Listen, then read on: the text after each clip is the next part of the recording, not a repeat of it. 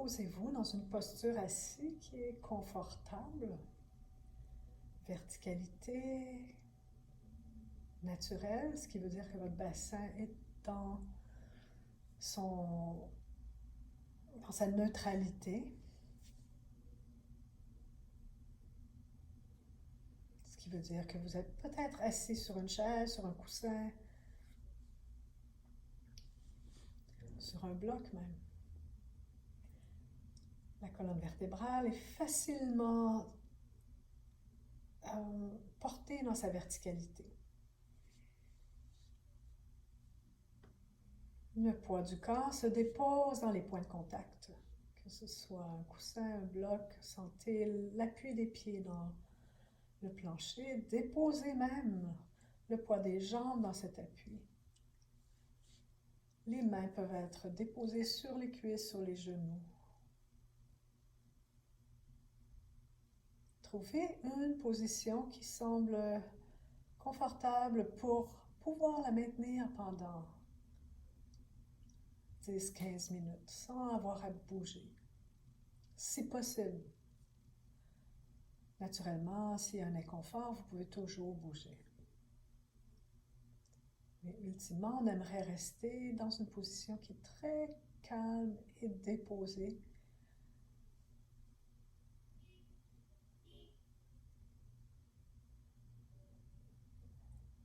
Portez maintenant l'attention au mouvement du souffle à l'inspire, à l'expire. On n'a pas à changer quoi que ce soit dans cette respiration. On n'a qu'à savoir qu'on inspire quand on inspire et qu'on expire quand on expire.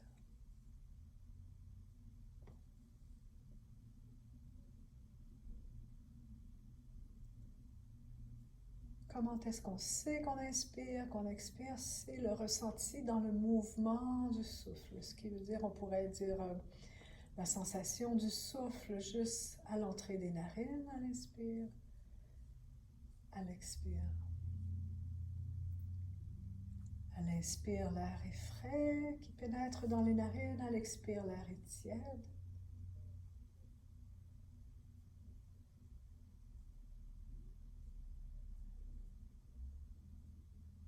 On peut porter notre attention à la profondeur de l'abdomen à l'inspire, à l'expire, sans analyser, mais juste rester avec le ressenti. Donc, trouvez un endroit dans votre corps où vous pouvez ressentir la respiration le plus naturellement possible.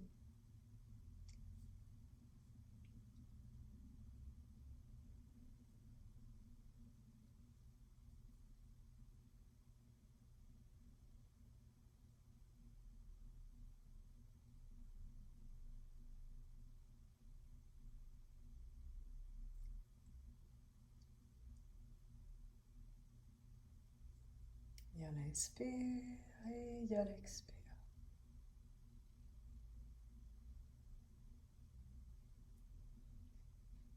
Mais on ne veut pas fermer la porte aux autres expériences des 5 sens.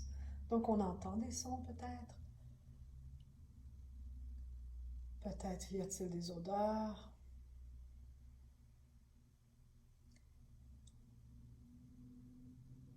Et presque certainement, il y a des pensées.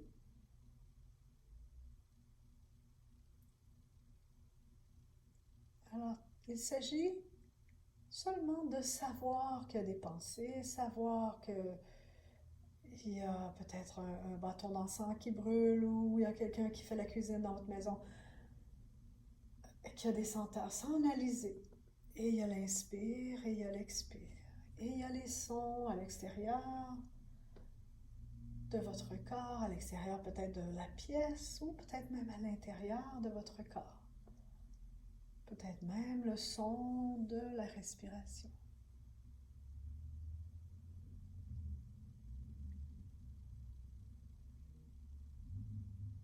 Peut-être vous pouvez même ressentir tactilement le mouvement ou le ressenti plutôt des vêtements sur la peau à l'inspire, parce que la respiration est un mouvement en elle-même.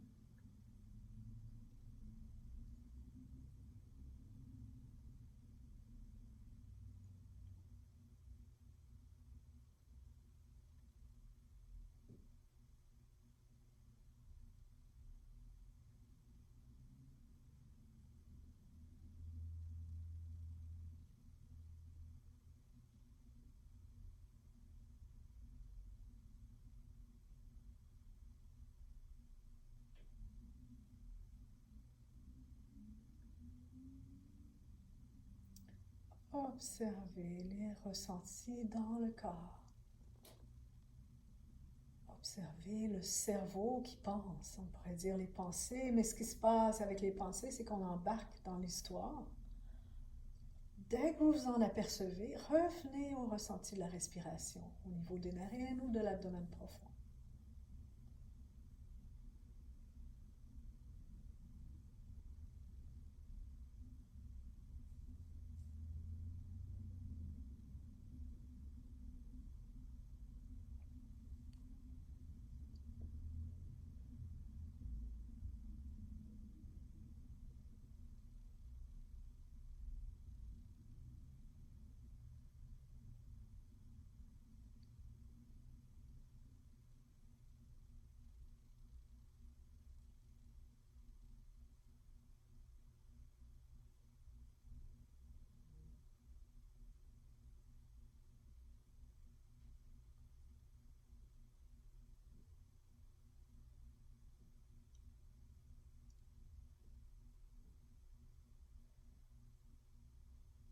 Sur quelle expérience sensorielle est-ce que votre esprit est focusé présentement? Est-ce que c'est les pensées? Est-ce que c'est les sons? Et revenez au mouvement du souffle.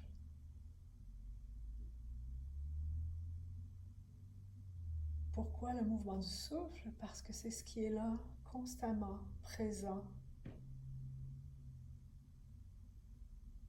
Parce que la respiration, en quelque part, est la porte entre le corps et l'esprit.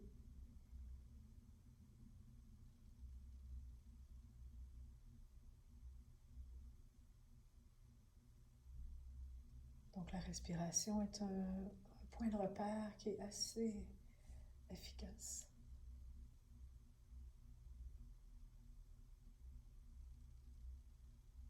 pour développer cette capacité d'être présent.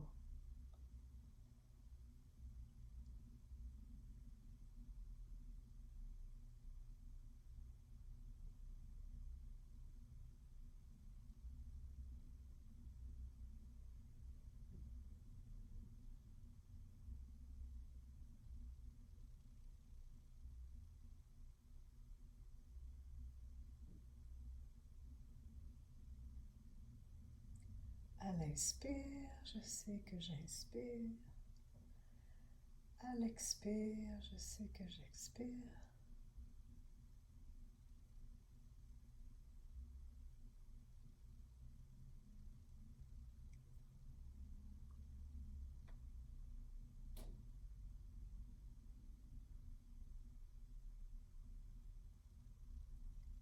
Les pensées viennent me distraire.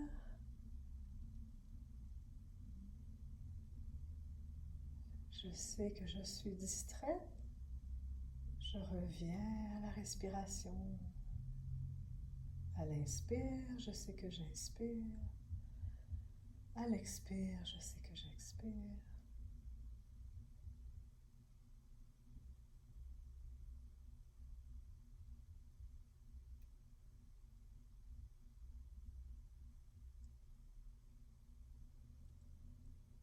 Sans fermer la porte aux autres sensations, aux sons.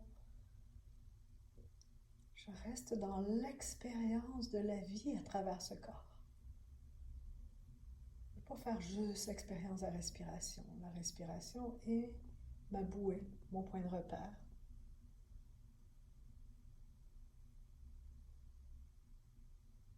mais l'idée, c'est la présence. Donc, on pourrait parler d'une présence consciente et ouverte. C'est pas une concentration où est-ce qu'on choisit de prendre juste un objet d'attention. Ici, il y a un objet, un point de repère et une ouverture.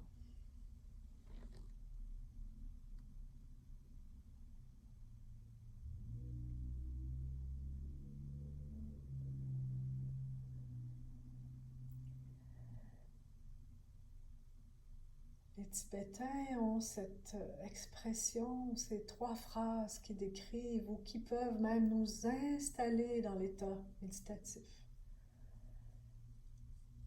Et ça va comme suit. Le corps comme une montagne.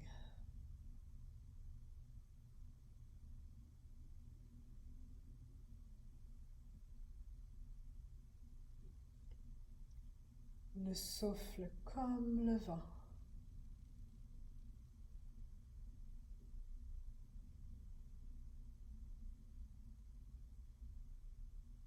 Et l'esprit comme un ciel ouvert.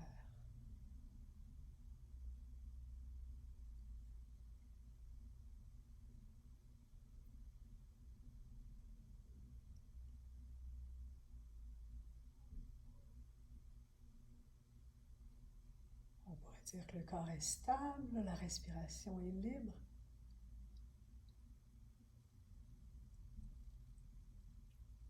Et l'esprit est spacieux et attentif. Non identifié aux nuages qui passent. Mais en même temps sans restreindre ce mouvement des nuages qu'on pourrait appeler pensée, qu'on pourrait nommer émotion.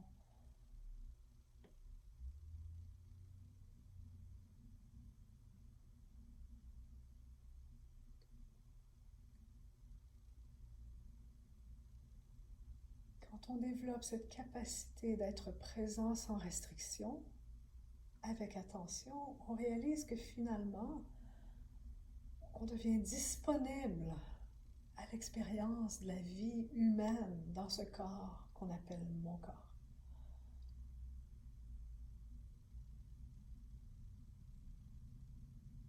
On apprend à ne pas se battre avec les nuages et à rester ancré dans notre nature fondamentale plutôt, qui est le ciel ouvert, l'attention spacieuse.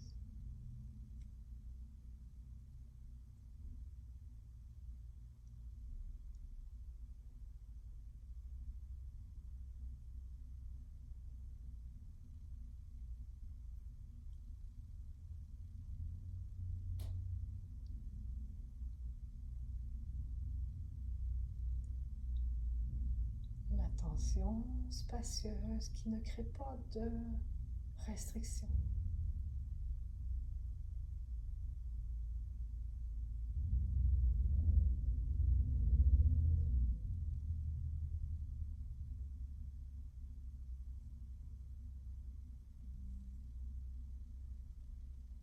À l'inspire, à l'expire.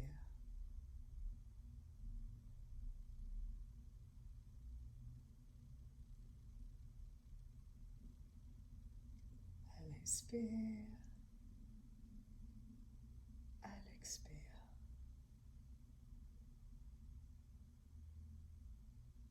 À l'inspire, je suis. À l'expire, je suis.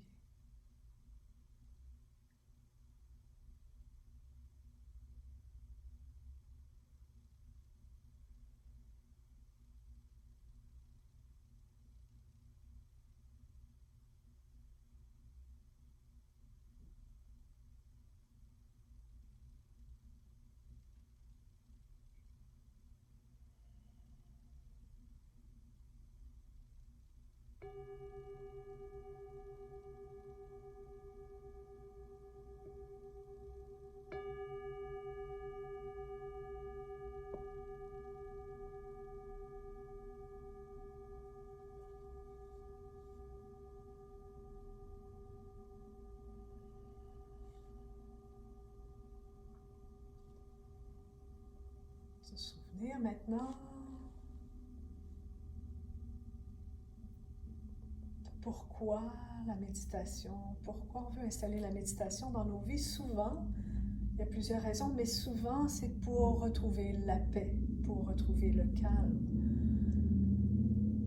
Surtout dans ce monde moderne. Et ce monde moderne qui, à cet instant dans l'histoire de notre vie, est mis sur pause.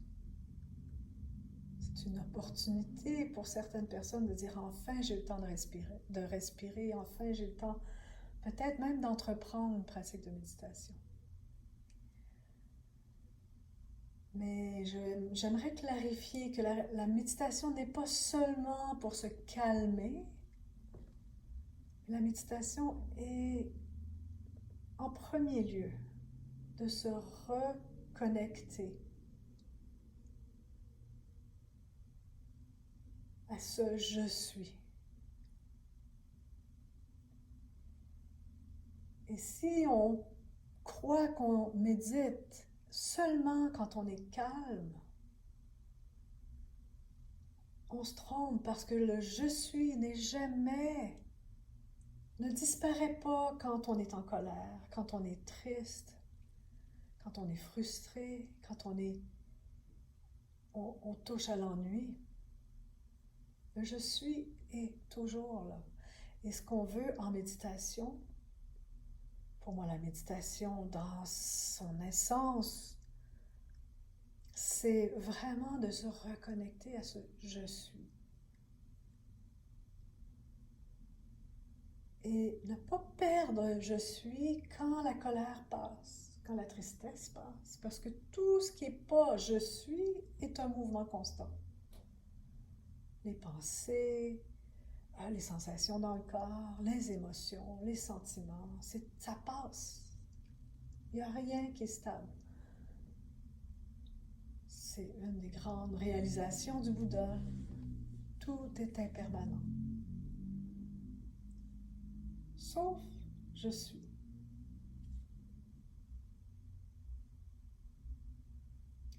Et ce je suis, on ne veut pas ajouter rien après. Je suis triste, je suis en colère, je suis heureuse.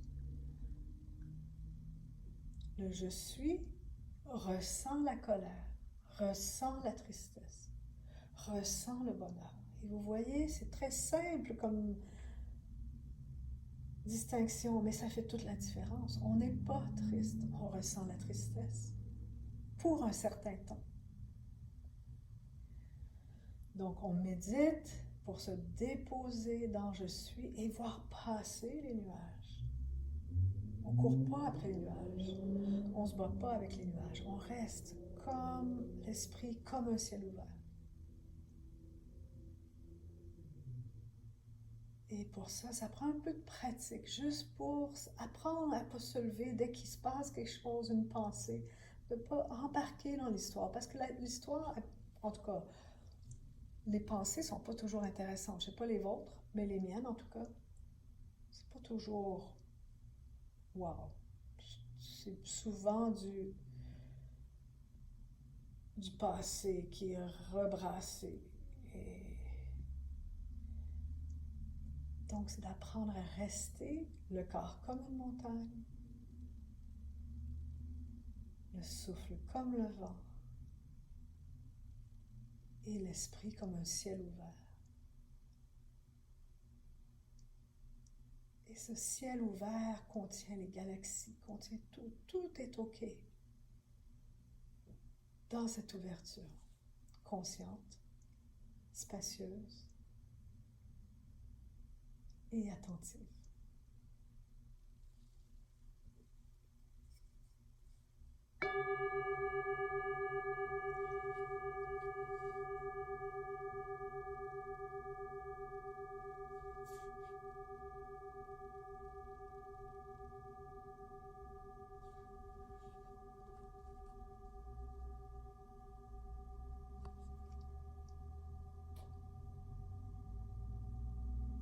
Namaste.